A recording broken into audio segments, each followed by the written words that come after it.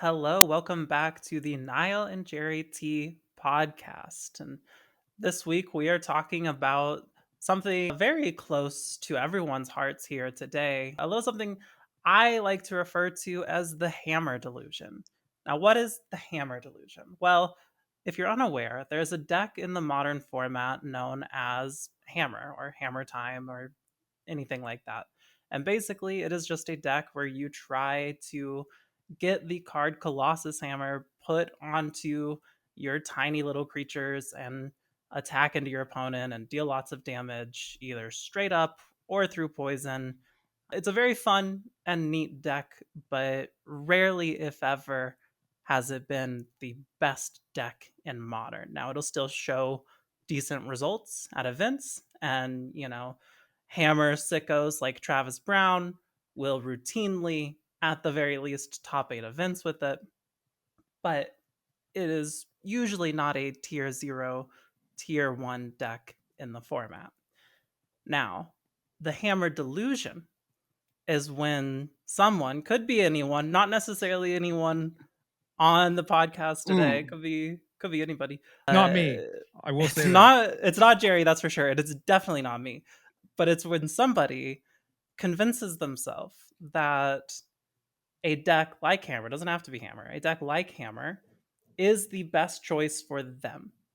Not necessarily the best choice in the format or whatever, but they really truly believe that the best deck they can be bringing to an event is essentially their pet deck, because they have so many reps on it, because they understand it, because they can pilot it so well. And then that leads them to bringing a suboptimal deck choice into the event, doing, medium to poorly with it.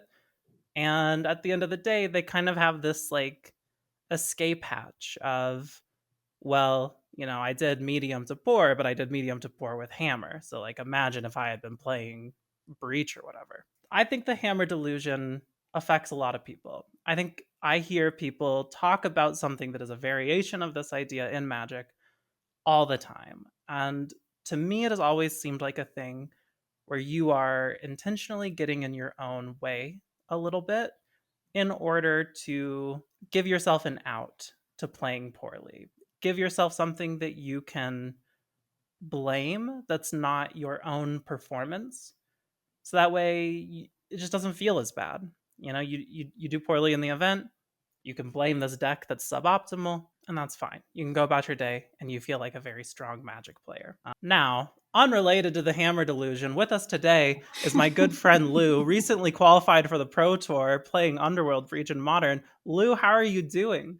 I'm doing well. Yeah, qualified playing notably not Hammer, unfortunately. I'm doing great. I'm very happy to be here and happy you guys have me on. And I, fortunately or unfortunately maybe could talk at length about today's topic. So I'm very excited for that. Yeah, so Lou is possibly the person who I named the Hammer Delusion after. Because historically, he's been a big Hammer sicko. He's been a big, worships at the church of Travis Brown, Hammer sicko. Yeah. Loves the deck, plays it a lot, has played it way too many times, and has been in the position a lot where, I mean, you'd be in this position all the time where you would always say, like, I'm really good at playing the most amount of Magic to not win anything. Yeah, that's my catchphrase for sure. Yeah. Yeah, you're really good at like getting to exactly, had to play as many matches as possible to lose on anything that mattered. That's tough. That's really like just getting like so close to it all the time, really hard.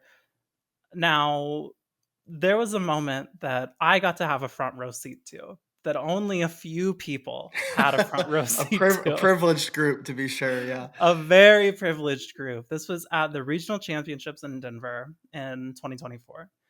And I had taken Lou's wonderful girlfriend, Rebecca, Gerry, and one of Gerry's friends out to dinner. And while we were sitting at dinner, Gerry decided, I guess, that this would be a good time to confront Lou about his hammer delusion. And it was so incredible to me, just the way that you started it, Jerry, because you were like, Lou, you're a therapist, right? And he was like, yeah. And you go, okay. And then you just like lean back and just went into it. And I'm going to let you take it from here and talk about this conversation with Lou. But oh man, it was a core memory for me. Okay. So this is all going to be fascinating for me to hear. I definitely want to hear both of your perspectives on it, because occasionally I do stuff like this, but I never know what the result is. And I don't even necessarily know how people are feeling in the moment, except for like, oh, this is maybe a little weird. Most people don't do things like this. But to also preface this a little bit, at this point, I know Lou a little bit. We've played 2 times. Yeah. Both times Lou was on Hammer. You rinsed me. Yeah. Oh, okay. You were going a different direction. Yeah. All right. It's not about that, Lou. That's true. That's we're not here to talk about how many in the times story. you've rinsed me. Yeah, for sure. No, just this is my context of you so far. And we're at dinner. It is the night before regional championship, or 2 nights before, whatever it was. And hold on, let me also set the stage a little bit for this RC, because at this point it was a modern RC, and the deck to beat was Rhinos by a mile. Rhinos was the deck. It was so clearly, it had been so clearly the deck for a minute that anybody and everybody had ample time to know it was the deck, get the cards for the deck, register the deck. There were a small number of decks that were really truly reasonable to bring to the event, and Hammer really truly wasn't one of them. All right, continue, Jerry. Yeah. So Lou is talking about what he's playing, Hammer, shocker, and is doing a lot of stuff that at the time I would have described as cope, which is short for copium, and is now there are like multiple layers to it, where now I guess I would describe it as pre-cope. It is before the event, just getting all your coping out of the way, where you're talking about, well, I have the most reps with this. It's not the best thing, but like, you know, at some point, Lou's doing a little bit of triangulation, bringing Mason Clark into the conversation. Like, oh, well, my coach, who was ashamed of me, by the way, so that was not helping my argument. Yeah. Oh, well, yeah, you left out that information, but yeah, it was just like, fair. Yeah, you know, I asked Mason, and he said, yeah, man, like you probably have a better chance of doing well with Hammer than picking up Rhinos at this point. And I was like, well, when was this? And it's like a week before the tournament. It's like, okay, well, yeah, maybe that's true. But like, you probably knew 2 weeks ago, 3 weeks ago, 8 weeks ago. For sure you did. Yeah, so, you know, hey, maybe I should work on something else a little bit. But just pulling out all the tricks in the book to just be like, this is why I'm playing Hammer and why I get to believe it is correct. And it was just one of those things where I'm like, I don't know if this guy's trying to convince me or himself, you know? And I had heard what your profession was, and I was like, this is all just fascinating to me. So I waited for you to finish, just get all the thing out into the universe, and then delicately approached as best I could, which was to lead with, are you a therapist? And Becca immediately was like, oh, this is going to be good. She was really excited. Becca loves when I get roasted, so she was definitely giddy for that moment. So yeah, all I did was, you know, I tried to ask some leading questions in more of a therapizing style rather than you had a great approach, Sherry. Yeah, I was very impressed. I appreciate it. See, this is one of those things where I don't know how people took it. I think that I would make most of a good therapist. I think I could do like some diagnosing, but in terms of like the bedside manner sort of stuff, it may only work on a certain clientele. But anyway, yeah, just, you know, like, are these things that you do truly believe? Like, do you not think that you could have started a while ago on working on something like Rhinos, or was it purposeful that you waited until the last minute, I guess, to maybe consider doing this other stuff? And like, truly in your heart of hearts, do you believe that this is what is best for you? And if you do, is it something you could change? Like, do you think that you have enough bandwidth and time and capability to perhaps like learn Rhinos or something like it in the future? And then it was like, okay, bye. So, no, it was Yeah, it's funny hearing your perspective about God too, because there's even to set the scene a little more for this, right? So, not only did we have a best deck going into Denver, right, which was Rhinos, and even more recently, the kind of last minute scramble was the ley line build, right? And I know like Jesse Mhm. Robkin and a few other good players had pivoted to that, and that deck had like the win rate of the weekend. So there were multiple flavors of Rhinos, even you could play that did well. But during Oh that yeah. season, the season that qualified for Denver, that's when Scam was really the tier 0 deck, right? And I think a big part of where I'd been at, right? Obviously, Hammer had been a deck I've been playing for a while. It was the deck I basically started the format with, had all my results with. I got off to a hot start, was doing well locally, and definitely had kind of talked myself into this. I've done all my winning with this, notably because it was really the only thing I was playing, right? But it was definitely, for me, a barrier, I think, of I know that I can win with this deck, at least at an RCQ kind of level. I haven't tried with anything else, and then sort of talked myself into this idea that my experience was carrying me rather than any other type of skill set. And, going into that season, something that really exacerbated this for me was Hammer had a great Scam matchup, right? It's like I couldn't lose to that deck. I had like a 90% win rate for Scam playing Hammer that season. And I had gotten Wasn't myself in this. hold on. Wasn't one of the times we played, wasn't You I beat playing me. Yeah, it Scam? took you. You playing Scam is what it took for me to lose that matchup, Jerry. So I think that underscores my point rather than challenges it. But No, no, yeah. no, no, no. Because when you go to an RC, what happens? You don't play Well, against a bunch of that's true. me's, but you play against a bunch of people who are quite good.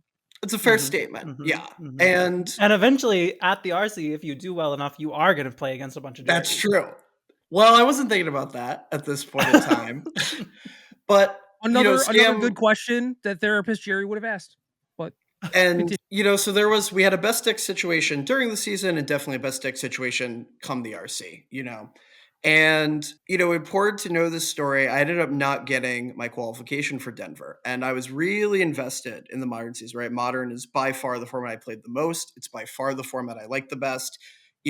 My kind of internal monologue going through the season was, if I'm going to do well at one of these big events, like this is my shot, right? And so I was as motivated as you could be to want to do well at this event, which I think is a really important part of, the delusion piece of what we're discussing here, right? Because, you know, when Jared and I had that conversation, in terms of like, who are you trying to convince? And him kind of like challenging my thought process a bit, I did very genuinely believe that my rationale made sense, right? That I had, good, strong arguments for why I was doing this. I wasn't there to, at least, what I was telling myself, right? Like, I'm not here because I want to play my pet deck. I'm here because I want to win, and this is going to help me do it. And I think that really underscores a big part of this topic, which is, we do convince ourselves of these things, right? And, there's ways you can defend the argument and ways you can challenge it. But ultimately, people are interested in defending their decisions, their pet deck, their favorite choice, the thing that's going to make them have a good time. And if you want to try and find a rationale that explains that, you can, right? And so that was what I was doing during the season. And I ended up not getting my invite. And that was tough. I'd gotten invites, I think, every season prior to that. I shopped one and gave it to a buddy for the first Atlanta because I couldn't go. But I had, been in a position to have an invite to each RC up to that. So I was feeling good. I was feeling confident. And I had, I think, like 6 top 8s that season. I lost in the finals twice, once to my girlfriend, once to a friend and teammate of mine. The other top 8s went whatever way. She beat me playing Scam, by the way. And it was one of those things where I kept kind of putting myself in that position and feeling like I was close, which was also dangerous, right? Because it's, if one more match had gone my way or this had happened or that had happened, right? And so Denver rolls around and I'm in a position to LCQ. And I hadn't had to do that yet, but of course, I'm debating, what am I bringing, right? Rhinos, I kind of shifted to the best deck. Well, I felt really comfortable playing the Hammer Rhinos matchup. So lo and behold, the same argument comes around, right? Of, well, Rhinos is a really good deck, but I feel really confident beating that deck with Hammer. And then my thought process shifts to, okay, well, I gave myself a narrow set of options that conveniently still included my deck, right? Which is you either have to play the best deck or you have to beat the best deck consistently.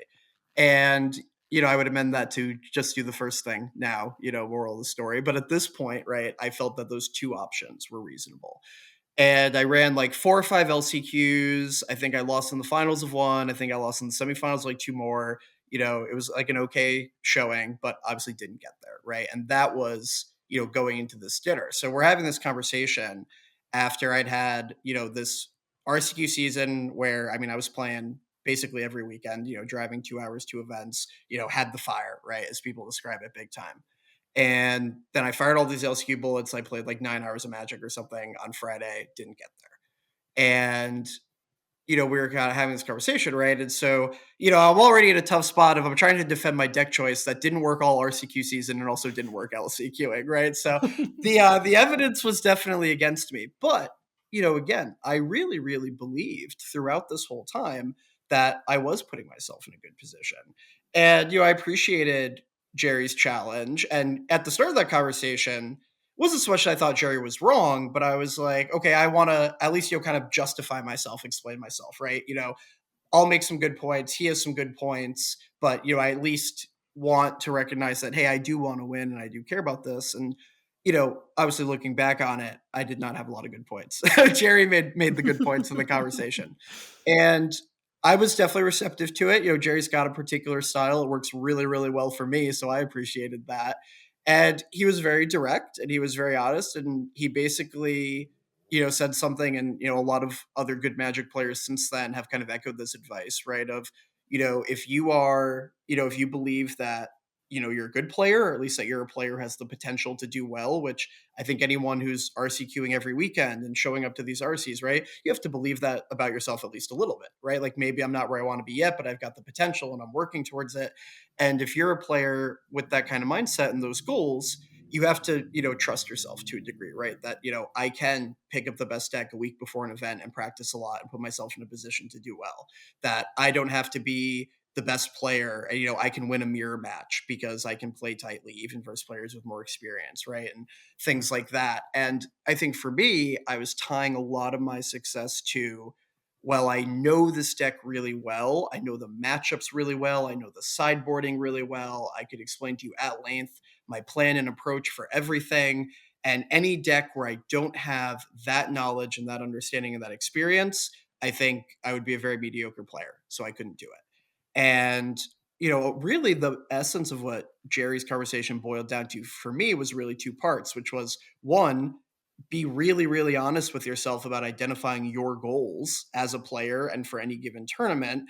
And then if your goal is to win, if your goal is to have competitive success and to do well, then you need to sort of make decisions that play into that, right? Like your decision making should match your goals, and also trust yourself, right? Trust your skill, trust your ability.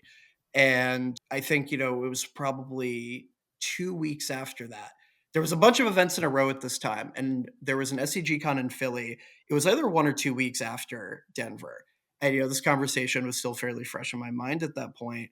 And there was a re-CQ. It was a standard season, but there was a Pioneer re-CQ going on. And Pioneer was in a big-time best deck situation as Channel Fireball had just crushed the Pro Tour with Vampires, which was a sick deck. As soon as they released it, I bought all the cards I needed. I was so excited to play that deck. And this Pioneer re-CQ rolls around, and I've got my Vampire cards, and I have played exactly 0 matches of the deck. I watched a lot of it on coverage. I watched some really good players play the deck, right, which was helpful. And I'd played lots of flavors of Rakdos Midrange and Pioneer. It's a deck that's existed in, probably 8 different forms for basically the entirety of the format. But I hadn't played that deck.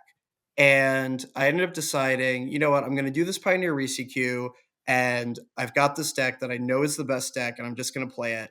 And it was the easiest 5-0 of my life. Like, I had never felt more comfortable piling matches of Magic. Like, the only match that felt even remotely difficult was a mirror match where I was on the draw and mulligan more than my opponent. And like every other matchup was like they were playing standard and I was playing Pioneer, or they were playing Pioneer and I was playing Modern. And I just rolled through and I crushed this 5-0, and I got my Dallas invite from that. And I think that was a big moment for me of, we're 2 weeks off this conversation that I was really trying to take to heart. And I don't think I even fully believed it yet, but I was definitely open to the idea, right? The things that Jerry had said had made sense to me. And even if I haven't fully internalized it and accepted it yet, it had me interested. It had me convinced that, hey, this is something worth exploring at least. And I just crushed this, Risiga, which is not a crazy event by any means. It's a little 5-0 Moto League, gets the job done. But I think that was really, the first big piece of evidence, if you will, of, hey, there's really something to this. And maybe I don't have to play a deck that I know all the matchups. I can figure things out in the moment. I can trust my card quality. I can trust the archetype. And I think it still, even after that, I didn't immediately, I'll be honest, at that point, become a best deck gamer every event, every format, right? But that definitely, I think, really helped sow those seeds. And it was something that I was trying to be more mindful of at a minimum, expanding my wheelhouse, playing things that are good, playing things that are maybe not an archetype I'm as familiar with. And I credit that a lot. Obviously, with this past weekend, it paid off in a way that it hadn't anywhere close to by that point yet. But that experience, this conversation with Jerry, pivoting into this, just pick up the deck, try to play the best you can, trust that you're playing the good cards, and that, your skill will put you in a position to utilize the good cards well, and the good cards will pick up some of the slack for you, right? And that's what happened and has happened for me a number of times since then. This is very interesting to hear because from my perspective of that event or that dinner, like the week or two leading up to it, I had exchanged so many Discord messages with Lou, just like begging and pleading, like, don't play this deck, please. Just like so many back and forths of like trying to get him to like come to these conclusions or whatever. And then as soon as Jerry was like, you're a therapist, right? I mean, I at this point in me and Jerry's friendship had already a couple times experienced the phenomenon of like, I share an opinion online. A bunch of people tell me I'm an idiot.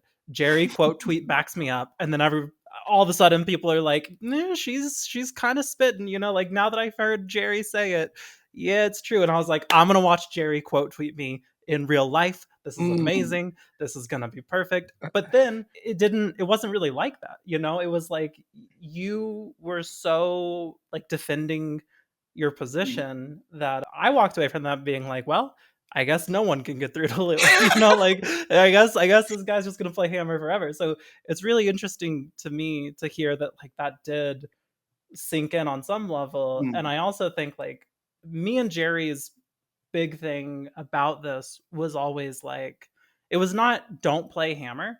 It was don't tell me that Hammer's the best choice. Like if you want to play Hammer, but just say that you're doing it because you think it's fun. Right. Just be like, I just like it. Yeah. I just like the vibes. I know I'm gonna get stomped by like this absurdly strong deck. And I had similar conversation with that at Charlotte with a lot of people of, obviously Breach was a very, very, very known quantity, like a surprisingly unbanned quantity, right? Going into Charlotte. And, there were a lot of people I talked with where, friends of mine were like, yeah, you know what? Like, I know it's the best deck. I just don't want to play it. I'm playing this deck because I like it. And, I don't really care what record I have this weekend. I'm going to have fun with this. And Jerry, absolutely, I would say, was very clear on that as well. Of, hey, if that's what you want to do, like that's a successful weekend, right? If that's your goal, though. And I think that's really the big thing is there's this dissonance with a lot of players who your goals are related to winning, to doing well, to growing as a competitive player, to sharpening your skills, right? These competitive, results kind of geared sort of goals. My goal for my whole Magic career has been to get on the Pro Tour, right? And if that's your goal, then you should make decisions that are in conjunction with that, right? And playing a deck to have fun for a weekend that you don't care about your record is not a bad thing to do. And for many people, it's the best way to interact with the game. But that's not what my goal was, right? So me doing something like that, well, suddenly it's okay, my behaviors are incongruent with my goals.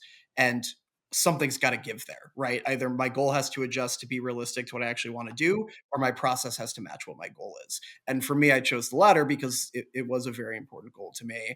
And again, part of why I was doing this was I had convinced myself that I could justify these behaviors tying into my goal. It did not feel to me for a long, long time like those things were at odds with each other because I'd had some competitive success because I could make arguments about, okay, it's not the best deck, but it beats this and this, and your bad matchups are this percent of the meta, and yada, yada, yada, right? And really trying to kind of strip away some of the biases and some of the excuses and some of the dissonance to really say, what do we have here and what are the steps towards this goal? It's a very challenging thing to do. I work on this in session with people almost every day of the week. And it's a process that, takes time and takes a lot of introspection and reflection, but you certainly can do it. And in doing it, I was like, okay, my goal is the most important part here to be. And, anybody will tell you, ask any person who talked with me from January through Charlotte, and I complained about Breach like you wouldn't believe. I was like, I'm so pissed off that this deck is good. This deck is boring. I don't like it. I hate that there's a tier 0 deck. I don't want to have to play it. I would go on and on and on and on about how much I was not pleased. And I registered the deck anyway. And, when I was trying to figure out my goals for Charlotte, I did very, very little testing. We had, a big insurance audit at work. So I was way busier than I'd expected to be. I hate playing Moto. It feels like pulling teeth to me. I was trying to force myself to do it, had a little success, but that was difficult. And just, I didn't have the process I'd planned on having or kind of hoped to have going into it. And, I was at a point where I was like, okay, I didn't practice a lot for this event. I didn't have the time to prepare in a way that I'd like to, in a way that I feel confident, as a competitor. Do I just adjust my goals, right? Do I take this RC as I'll just play a fun deck and have a chill weekend with my friends and really not tie it to Magic results at all? And I was kind of hemming and hawing on this for a while. And where I landed, I did actually end up adjusting my goal. My goal for the weekend was not to win as many matches of Magic as I could to try and qualify for the PT. My goal for the weekend was proving to myself that I am a competitor who is willing to register the best deck, whether I'm happy about it or not, if that is what my goal is. And so I was expecting to 0-4 drop with this deck, like no joke. I was talking to my friends like, yeah, if we get paired, I'm scooping to you. Like, I would love to homie scoop my way right out of this tournament. Like, I'm making plans for Sunday. My buddy Steve Stillman told me to bring an EDH deck. We're going to be in the command zone Sunday. Like, that's the kind of weekend I was expecting to have, right? And my goal was, despite that, I was still going to register the best deck because my goal as a competitor was, even if it wasn't this specific event, was to win RCQs and to do well at RCs and to try and make the Pro Tour. And this is a part of that process I'd identified as important. And this felt like a great opportunity for me to kind of prove to myself, bite the bullet, play the best deck, just try and play good Magic.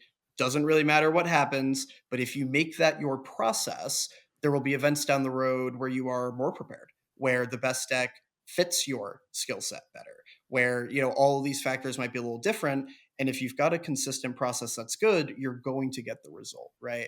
I talk with my clients all the time about this. It's not a destination, it's a process. And if you have a good process, if you control all the pieces that you can control, which is preparing for an event, picking the best deck, right? All of these different pieces, you could be the best player in the room on the best deck and you can still 0-4 drop the RC, right? Like, there's so many parts of a Magic match that we don't control.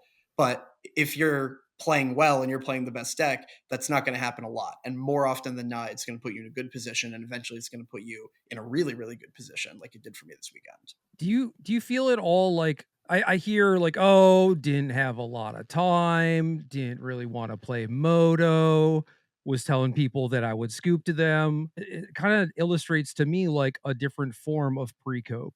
You're just like mentally preparing yourself to have a bad weekend.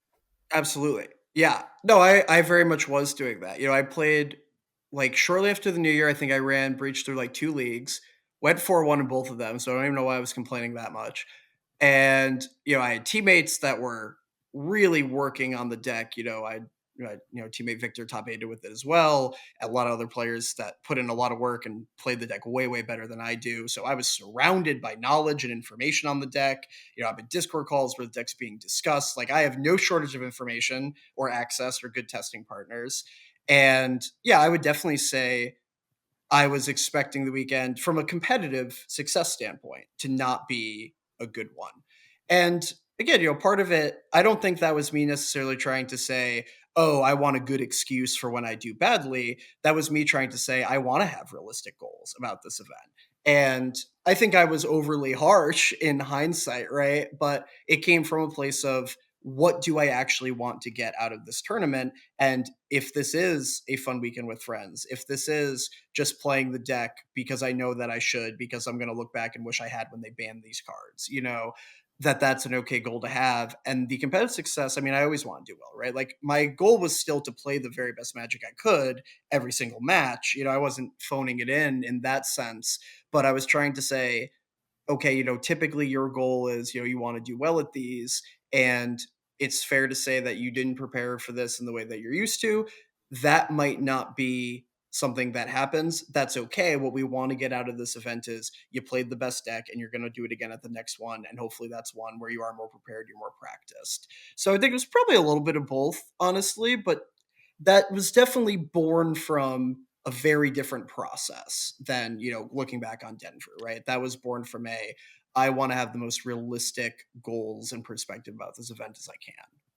Sure, but I feel like the common denominator is you needing to have some sort of cushion for if you don't do well, something that softens the blow a little bit. Because say you have the best deck, this tier 0 thing, say you put in a bunch of reps, you have a bunch of good teammates, and your result is pretty middling, that's going to do something to you.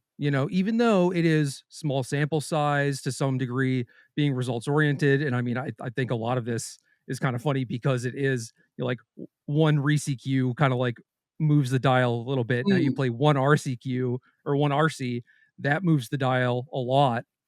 And it is being results oriented to a degree, I think. But like, that's the common thing I think from that I'm hearing from you is that if you did everything quote unquote right and then did poorly, that's going to do something to your self-esteem or whatever. Like you would not be able to handle just that loss of like, I tried my best and failed. I don't know. I mean, I think there's maybe a degree of that. To be honest with you, I think I'm at a place where, my kind of mental game is pretty tight and, I don't get too down after, a rough tournament or a rough finish. And I've really tried a lot to disconnect, that results oriented piece of, again, one bad tournament and things of that nature. I think I do that better than a lot of people do. Just I've got a lot of, good coping skills, so that helps.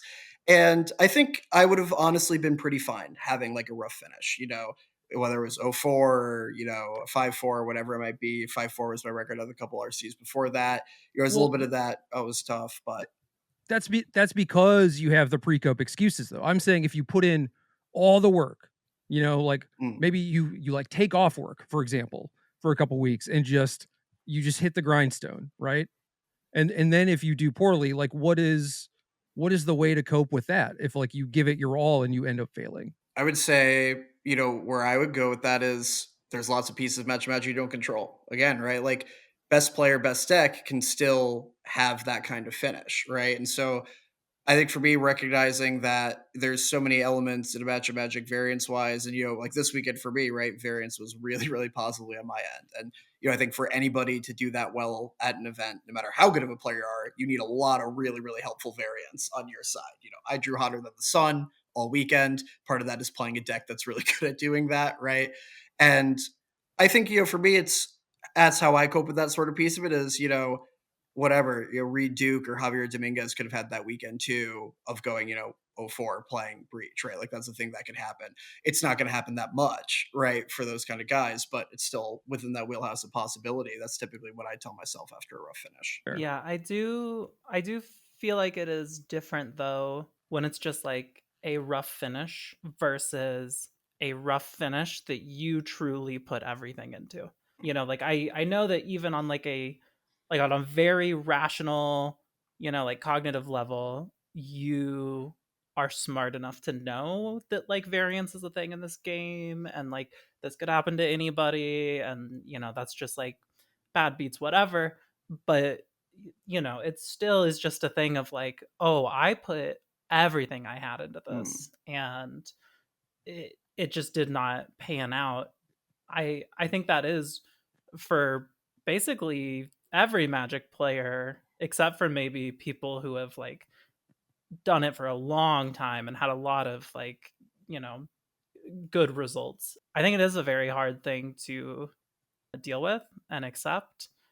And I think it's harder the fewer positive results you've had, you know? So like if you've never day two'd an RC or qualified for the PT or any of these things, it feels, even though this isn't really accurate, you know, it feels more damning to be like, well, I must just be really bad.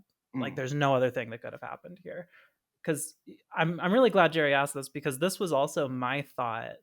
You know, like, I mean, first of all, I was obviously very thrilled that you qualified for the PT. You know, we've been friends for a good amount of time now. I was extremely happy and proud that you registered the best deck, because I honestly, I mean, like I told you, like my perspective of that dinner, I didn't think that was a thing you would do.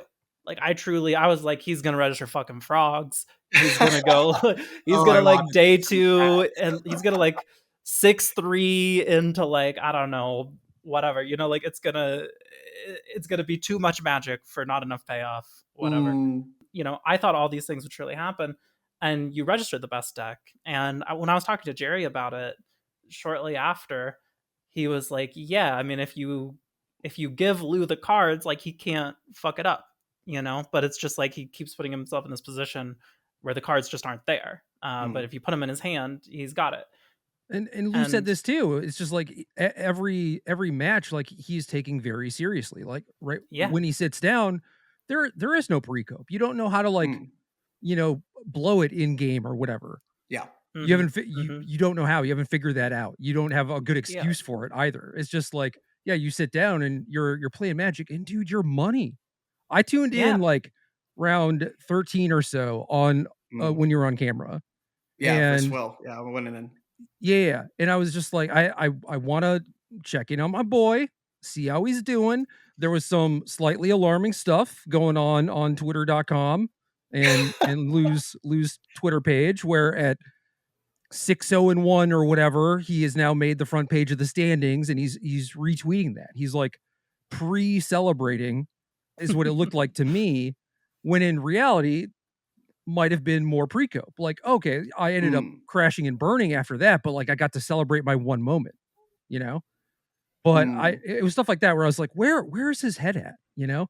And tuning in, I noticed a couple things. One is that you seemed very locked in. You were clearly like very aware of what was going on at all stages of the game, and also we're playing maybe like a little bit slowly, which is not necessarily a bad thing. You did have a draw already, which I know as soon as it happened, you came up to me and I think Vic, and we're coping about that a little bit. My opponent was playing Storm versus Breach, got a draw. And I want the record to show my Storm opponent sat down. No, hold on. I'm sticking by this. My Storm opponent sits down. I know you are. Lou, none of this is, I don't I've believe never played the deck in paper. It is all, I believe that you believe this. That is where I'm coming from. And I want you to know that. I just think that maybe over time you will have different beliefs. That's all. And it takes some time, and I fully understand that. But anyway, yeah, you get a draw against Storm, which honestly might have been good because now you're not playing against like your teammates. In the black-white bracket, it was actually great. Yeah. Yeah. But like you're not playing against your teammates that you can scoop to or whatever. But anyway, you're playing on camera, playing a little bit slow, like methodical, I guess is how I would describe it. And one thing I noticed is that you're also like drawing your cards very carefully, right? But what that allows me to see is his hands aren't shaking. He's ice cold. He's just locked in, playing biggest match of his life, feeling nothing. You know, it was great. My mentality, like going into day two, I had a really good start. Ended day one 7-1-1. You know, definitely was trying to stay in the mindset of there's a lot more work to do, right? Like there's a lot more work to do. And, you know, I was definitely thinking like, okay, you know, what day two record makes the PT, right? And, you know, that was definitely something that was on my mind. It was like thinking hard not to think about that. But going into each match, at least, I was trying to sit down and say, I'm 0-0 at FNM. Like this is FNM. I haven't played a match yet. I'm just going to play my cards. And when I won my match that got me into the PT, I was 10-1-1, got paired up into the mirror, won the pair up 11-1-1. I knew was locked because obviously my breakers were great. And even with loss, you know, I'm at that 11-3-1 magic number.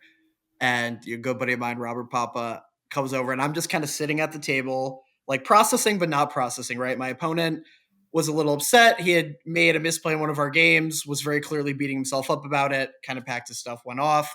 And I was sitting there like trying to let myself think about it, trying to tell myself not to think about it too much because there was 2 more rounds of Magic to play. And he comes over and he sees me and he could just, I think, tell by look at my face. He's like, "Did you do it?" And I was like, "Yeah." And he picked me up and he spins me around and has this whole big thing. And he gave me a really, really good piece of advice, which was, I told him I don't want to celebrate yet. And he goes, "Celebrate for 10 minutes and then lock back in." And I said, "Okay." And I just kind of let myself feel it. It was great. And again, going next match, I was like, we're still 0-0 at F&M. There's more work to do. And, that was going into my feature match with Will.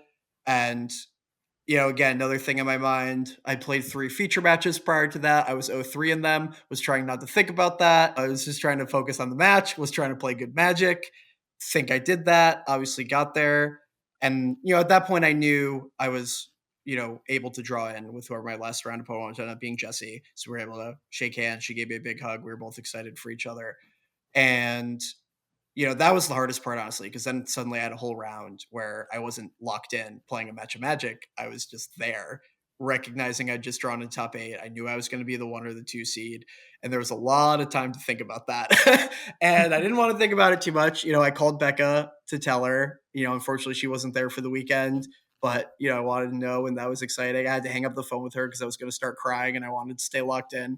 So I was trying to tell people. Of course, I got people coming up to me, and I know a lot of people at these things, and people are giving me hugs, and people are excited for me, and I got such a warm reception from my friends, which was an incredible experience. But I also didn't want to let it sink in too much because I wanted to feel good going into my top 8 match. And again, obviously at that point, it's okay. Well, I didn't think I was going to get this far, but I'm here, and I would love to play 3 more matches of Magic today. Didn't end up happening, lost in quarters, but I felt really good about where my mindset was for really especially all of day 2 on, trying to take that approach of don't look at the scoreboard. It doesn't matter. You haven't done what you want to do yet. And it was tough having, that was already my best finish. I could have lost out on day 2 and it would have been my best RC finish so far. And it was hard not to think about that. But I knew, again, there's a bigger goal. I'm not at that bigger goal yet. I'm in a good position, but I don't want to focus on being in a good position. I want to focus on, if I just keep playing the way I've been playing, I'll be fine. And it was a lot of, mental warfare going on, but I'm very, very thankful that, my brain fixates on things, my ADHD, hyper focus. I sit down in that match of Magic and the cards in front of me are the only things on my brain. And I was very, very appreciative of that for those rounds. And then in between it was, all right, take a breath, get some water, stay hydrated, grab a snack, just keep focusing on the next round. And it got me to a pretty good place. Yeah. And I think, to be clear, whether or not, the lack of breach practice out of the event was any amount of pre-cope or Hammer Delusion or whatever, I do think your mentality going into this event was much better than Denver. Yeah. Even if on some level that is you were trying to insulate yourself, I think just going into it being I haven't practiced, I'm not expecting anything. I think that is really solid. And obviously the weekend worked out. It's really great. We're all very happy. My question for you is for either people who can identify that they are currently stuck in the Hammer Delusion, or for, because I think this is probably easier, friends of people who they can identify that their friend is stuck in the Hammer Delusion. What can these people do to get out of it? So for a session, I'm available to help. Have Jerry berate you at dinner. Yeah, if anything short of that, because he's a busy guy. I think one of the challenges is I don't think it's going to fully sink in until you do it. So there's a degree of you kind of have to trust the logic around it, even if you haven't fully accepted it yet, right? Going back to that Vampires ReCQ, again, there were some cracks that Jerry had kind of given me. I was open to it. I definitely hadn't accepted and internalized it yet. There was a bit of a I'm just going to do it kind of attitude. And the things that have been most reinforcing are the events where I just made myself play the best deck and it worked out. And of course, that's not going to happen every time, but it's going to happen more often than if you're not playing the best deck, right? And I think that's part of what's tricky is, people are already sort of incentivized to talk themselves into, playing whatever they want to play for whatever different reasons. So you're kind of fighting against that. And you're also fighting against something that, the proof kind of comes from doing it. You have to almost take like that leap of faith, if you will, saying, hey, even though, this is the deck I feel most comfortable on, it's not a great deck for this event. I'm going to play this other thing. I started playing Breach outside of those 2 leagues I ran in January, which was a very different list. The list I played for the event, I shuffled up those cards Friday afternoon and jammed a couple matches with friends and teammates. That was my practice going to this event.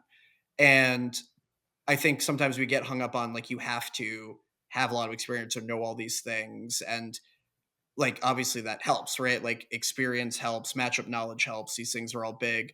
But you have heuristics for those things, right? Like, so I hadn't played a lot of Breach, but I've played a lot of like combo decks, right? I played Sneak and Show and Legacy and other things, and Hammer's kind of a combo deck in some ways, A plus B, right? So I've played these like AB combo decks with protection, right? Where you're like setting up, the turn you want to have, you're picking your fight, you're picking your spot, you're evaluating, when are things getting better, when are things getting worse, what do the pre-board and post-board games look like? Those aren't things where you're necessarily starting from floor zero in that moment, right? Like you probably have, especially if you're a decently experienced player and you've played different decks in different formats, you probably have a little more knowledge than you give yourself credit for, which is, I think, a helpful realization for me.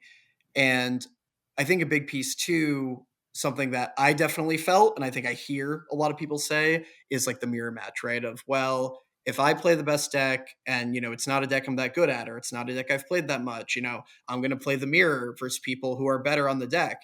And, I had definitely talked myself into that too. And, Mason was really the one who kind of put it best of like, yeah, but are you going to beat those players playing a worse deck? Like, well, no, you're not, right? If there are a better player and they have more experience and they're on the best deck, really your only hope, right, of winning that matchup a decent number of times is going to be playing a comparably powerful deck. In round, I think it was round 12, it was 9-on-1. I got paired into Luna, who's a teammate of mine. And Luna, as I think a lot of people know, and if you don't, is a really, really good player. She was a Hearthstone pro. She's a Magic pro now. She's really good. She knew the deck in and out. And I knew going into that match that I was playing the mirror was a much stronger player. And I got really, really lucky in game 3 as she kept a great hand, as I learned later from spectators, kept a phenomenal hand, had one land. I think she like preordained twice, didn't hit land 2. And I just got to basically goldfish my deck. And that's something where, I think if we play that matchup a lot of times, she wins most of them. But you put yourself in a situation for those things to happen, right? Like you put yourself in a position, like I said, variance was on my side that week. I drew hot in a lot of my matches. And part of that is the deck choice though, right? Like there's luck that goes into these things, but also, Breach is a highly redundant deck that digs through really, really well, fights through hate really well. It does everything well, right? That's why it's had the results it's had. And I think people don't always kind of fully account for just what that's like. I played versus the Black-White Ketchermos deck, which I think most people would probably say is the second best deck in the format. And I think meta share-wise was the second most represented deck in the format. And every single Black-White opponent I played against brought between 9 and 13 sideboard cards in. We would discuss it after the match. And I was 12-2 in games versus that deck. I won all 6 of those matches, and it didn't feel particularly close. And that is the second best deck in the format, right? That is incredibly prepared for the best deck in the format. And it just didn't matter, right? Because this is a tier 0 deck situation. I've been calling Breach Hogak for several months. I think that might be a disservice to Breach. I think it's probably better. I didn't play a lot of that time, but numbers wise, it's pretty ridiculous.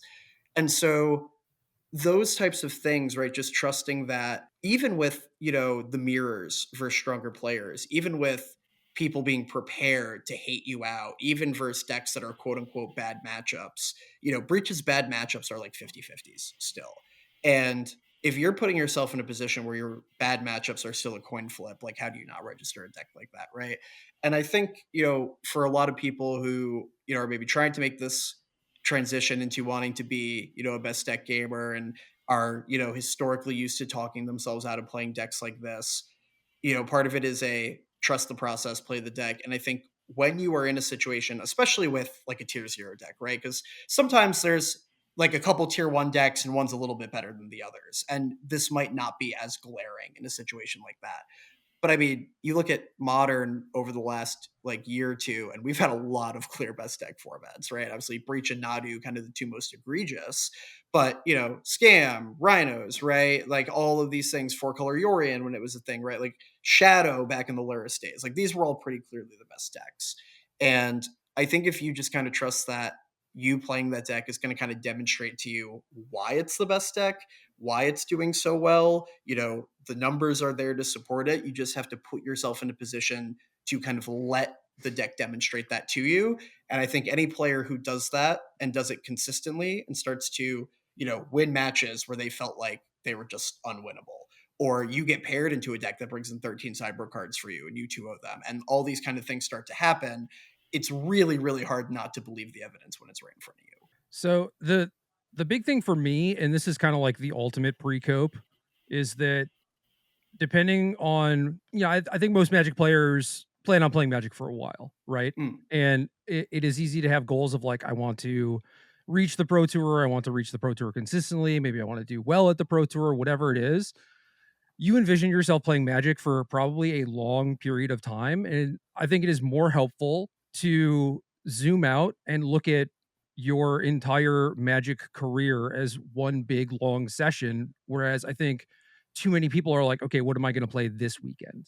And they zoom in, they get super micro, and without looking at the macro very much, it's a lot easier, I think, to trick yourself into like, well, I should just play the thing that I'm comfortable with, blah, blah, blah. You're not really prepping or planning for your future, or like how well are you going to be prepared when, something like Rhinos is the best deck and you have not practiced with Rhinos at all. Like Magic is one long session to me, and every tournament to me, I just want to be able to learn something, whatever that is. And then hopefully if the stakes are smaller, I can take bigger swings, right? I can play a thing that I'm wildly unfamiliar with, hopefully learn something from it, and then maybe be able to apply that to something forward. And when you are doing a very micro approach and you're just hammer every week, yeah, your range is incredibly small, right? Like you don't have the tools in your arsenal to be able to take advantage when fast forward like a year, Bulls unbanned, breaches tier 0. What are you going to do? And I think that you made a lot of good conclusions in terms of like, these things aren't that different and I can probably do this. And then being able to justify it that way. And I think that that's great. But if all this time you had zoomed out a lot and were trying to expand your range a little bit, I think you can make that switch a lot easier. You can justify it a lot easier. So just be doing that kind of in the off season and just be trying to learn stuff.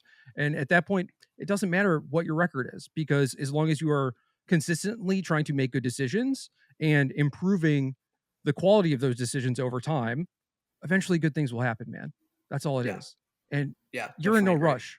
It takes a long time for any of this stuff to happen. Yeah, totally. And I know, because we are all friends, we have been like giving you a lot of shit very playfully about, the Hammer Delusion and stuff. But I know I am very excited for you and proud of you for how you did at this RC. I know Jerry feels similarly. So that's really great. Really happy with your performance. Thank you very much for coming on here today to talk to us. I think that's all the time we have to talk about all this stuff, but we do have a couple of questions from people that we can go over real quick. First one from Aaron Freyer, who says, if you could play one format forever, era specific, RIX modern or RTR standard, stuff like that, which format would it be? Jerry? Extended 2002. Extended 2002. Why that? It's just dope. I don't know. It's extended where they made an exception for specifically the revised dual lands to be legal. So it is very nonsensical, but the decks that existed in this era were like Illusions of Grandeur Donate.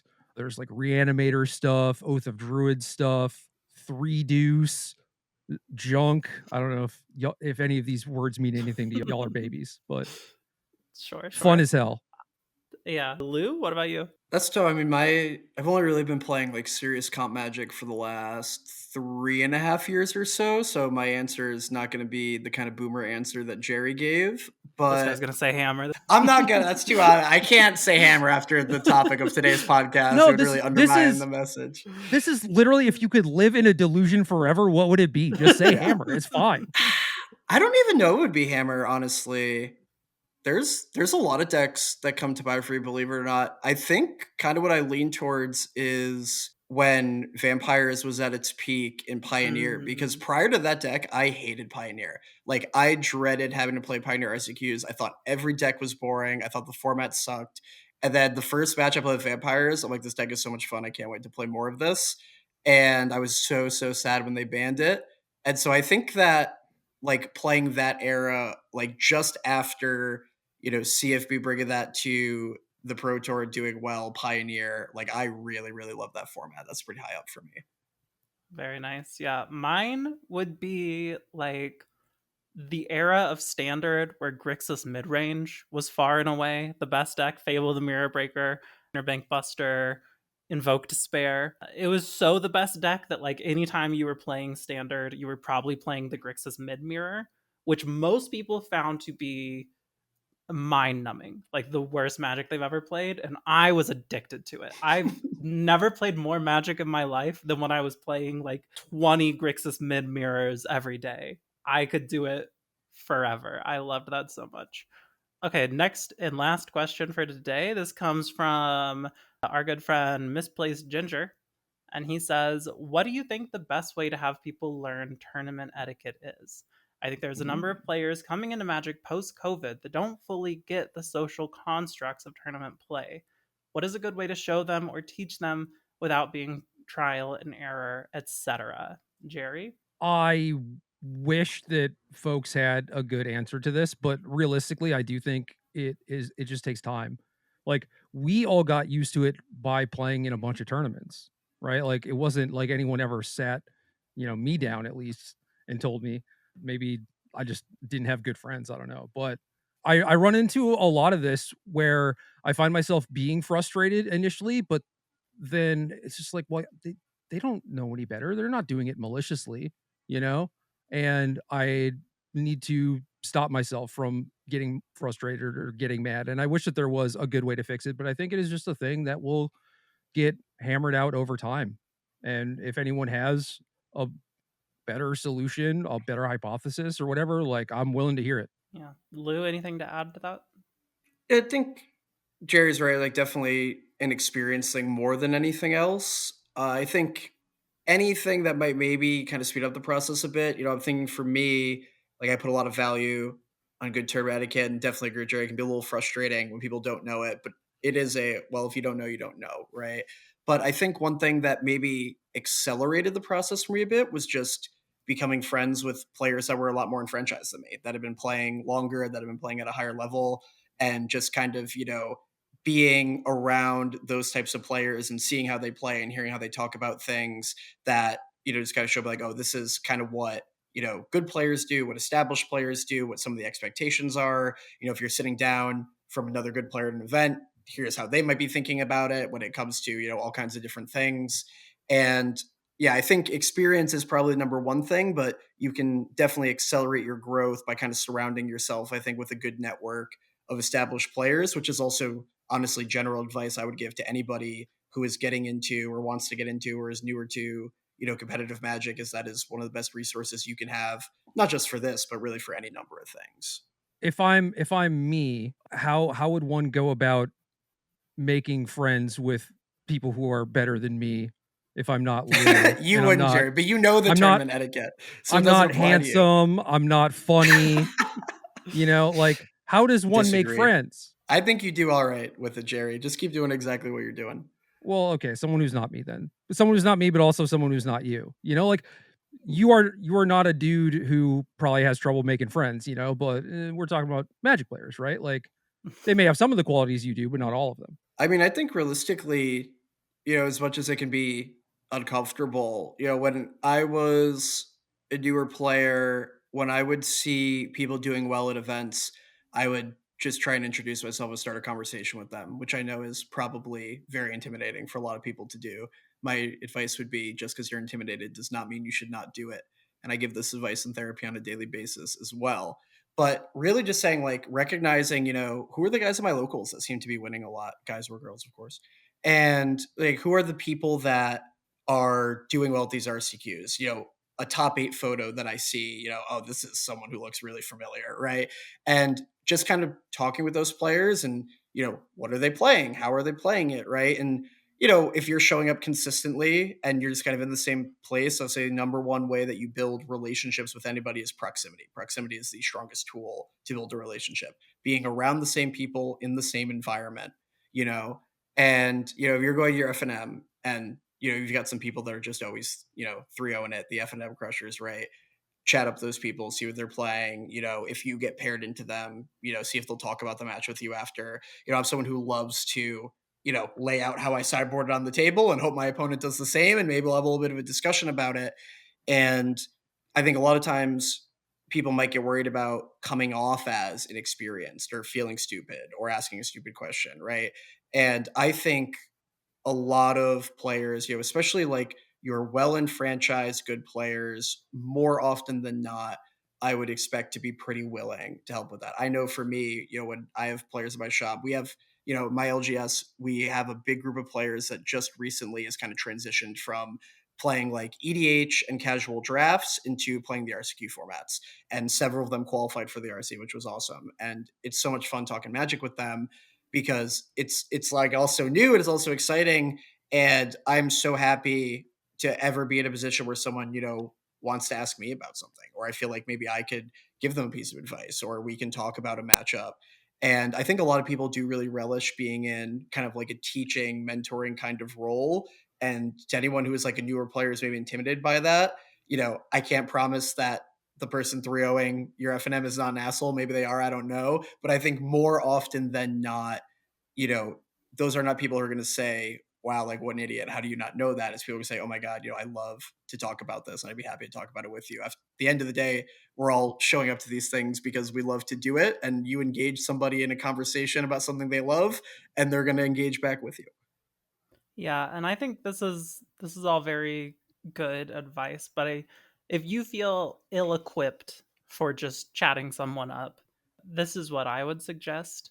I would say, number one, focus on being an enjoyable opponent more than anything. And what I mean when I say that is, don't salt off when you're losing and, only be, cordial when you're winning. Like, try more than anything, no matter the situation, to just be pleasant in your game of Magic. And that is going to make it to where when you get to the end of it, if you win or lose, especially if you lose, though, you're going to be in a prime position to have a very easy way to talk with this person. Like Louis was saying, ask about the side. I've done it in a lot of matches of Magic where I will be in the middle of like game 2 and I'll be like, I'm going to write a thing on my note after this match. I want to ask you about this decision point that I just made. I love when someone says that to me, and I like to do it as well. So yeah.